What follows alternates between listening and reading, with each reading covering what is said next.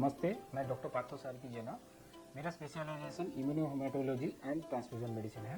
Blood related disorders का मेरा specialisation है। जैसे आप लोगों को पता है कि जनवरी का महीना हम लोग फॉलो करते हैं ब्लड डोनर्स मंथ के हिसाब से। अब ये क्यों फॉलो करते हैं कि ये देखा गया विंटर मंथ्स में आपका डोनेशंस कम होते हैं। कोई पेशेंट्स को फ्लू होता है, आपको मेडिसिन लेने पड़ते हैं, उसकी वजह से डोनेशन कम रहते हैं। अब जब डोनेशन कम रहते हैं तो पेशेंट्स के लिए ब्लड भी कम अवेलेबल रहता है।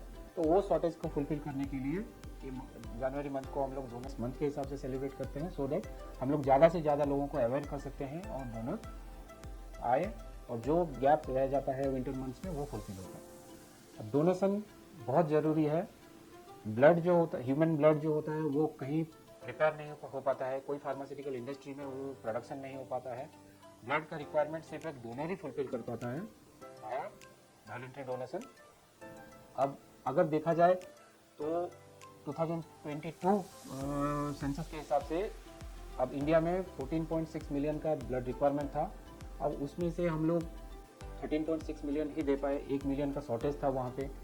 और एक कंट्री का पॉपुलेशन का अगर 1% भी डोनेट करता है तो उसका ब्लड रिक्वायरमेंट फुलफिल होता है, बट हम लोग वो फुलफिल नहीं कर पाए थे। फिर भी डोनर्स वॉलंटरीली डोनेट करते हैं। जितना भी ब्लड रिक्वायरमेंट होता है उसका जितना भी हो पाए भरपाई only because of voluntary donation हो पाता है। तो ये मेरा रिक्वेस्ट है, ज़्यादा से ज़्यादा ब्लड डोनेट करें। अब डोनेशंस के बारे में जब ब्लड डोनेट करने जाते हैं कुछ मिथ होता है हम लोगों का, कुछ क्वेश्चंस होता है कि हम लोग ब्लड डोनेट कर पाएंगे कि नहीं। कभी कभी ये लगता है कि मैं डोनेशन करने के बाद मैं वीक हो जाऊंगा, तो ऐसा नहीं होता है। डोनेशन के बाद आप वीकनेस नहीं होता है। जब डोनेट करते हैं उसके बाद आपको कुछ एडवाइस दिए जाते हैं कि कितना पानी आपको पीना है, क्या डाइट आपको लेना है, कितने घंटे आपको रेस्ट करना है। ये एडवाइस अगर फॉलो करते हैं तो वीकनेस कभी नहीं होगा। कभी कभी ये मिथ होता है कि अब हम लोग मेडिसिन खा रहे हैं तो हम लोग डोनेट कर पाएंगे कि नहीं।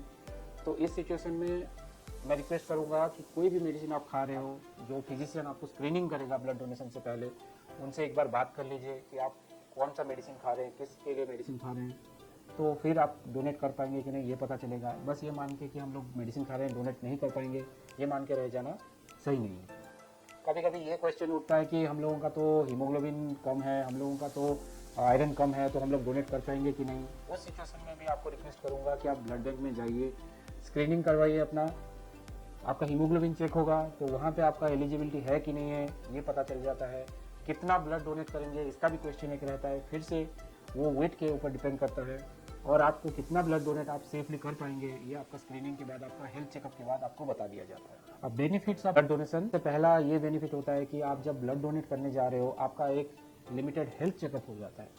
आपसे कुछ सवाल पूछे जाते हैं आपके हेल्थ के बारे में। वो जो सवाल आपको पूछते हैं एक एक्सपर्ट पूछते हैं आपको, एक डॉक्टर पूछते हैं आपको, तो आपको पता वहाँ से पता चलता है कि आपको कोई हेल्थ रिस्क है कि नहीं। डोनेशन से पहले आपका मेडिकल एग्जामिनेशन होता है, आपका ब्लड प्रेशर चेक होता है, आपका पल्स चेक होता है, वेट चेक होता है, आपका हीमोग्लोबिन चेक होता है। तो उससे आपकी कुछ भी अगर हीमोग्लोबिन कम है, खून की कमी है, वो पकड़ा जाता है। ब्लड प्रेशर जो होता है वो स्क्रीन आउट हो जाता है।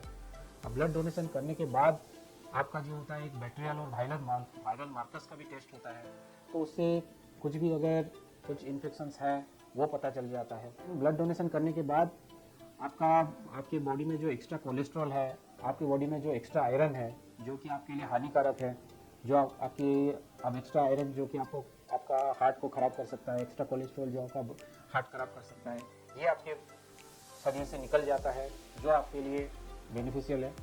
अब रेगुलर ब्लड डोनेट जो करते हैं उनमें जो ब्लड का टर्नओवर होता है वो ज़्यादा होता है, उनको खून की कमी की वजह से शौक में जाना उनमें कम होता है। एनवायरनमेंट चेंजेस की वजह से, पॉल्यूशन की वजह से जब हमारे खून में प्लास्टिसाइजर्स इतने सारे मिलते हैं, तो जब आप ब्लड डोनेट करने जा रहे हो तो एक्स्ट्रा अमाउंट ऑफ प्लास्टिक्स भी आपके बॉडी से निकल जाता है। तो आपका ब्लड प्रेशर भी कंट्रोल में रहता है, आपका वेट कंट्रोल में रहता है। आपके डोनेशन से एक नहीं 3-4 पेशेंट्स का जान बच सकता है, तो वो एक बहुत बड़ा मेंटल सेटिस्फेक्शन रहता है। आपके ब्लड डोनेशन के बाद जब टेस्ट होता है उस दौरान आपके खून को लेके एबनॉर्मलिटी आता है, तो आपको आगाह किया जाता है ताकि आप फर्दर उस पर टेस्ट कर सकें।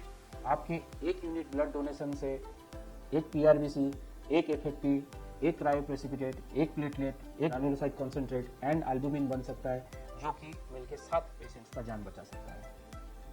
तो ये मेरा रिक्वेस्ट है कि आप ज़्यादा से ज़्यादा ब्लड डोनेट करें, खुद भी हेल्दी रहें और पेशेंट्स का जान भी बचाएं। न्यूटिया गेटवेल ब्लड सेंटर में जहाँ पे मैं एज ए स्पेशलिस्ट काम करता हूँ, यहाँ पे हम लोग ज़्यादा ख्याल रखते हैं कि डोनर का स्क्रीनिंग सही तरीके से हो, ताकि डोनर को डोनेशन करते वक्त कुछ डिफ़िकल्टी ना हो, डोनेशन के बाद डोनर को कुछ प्रॉब्लम फेस करना ना पड़े।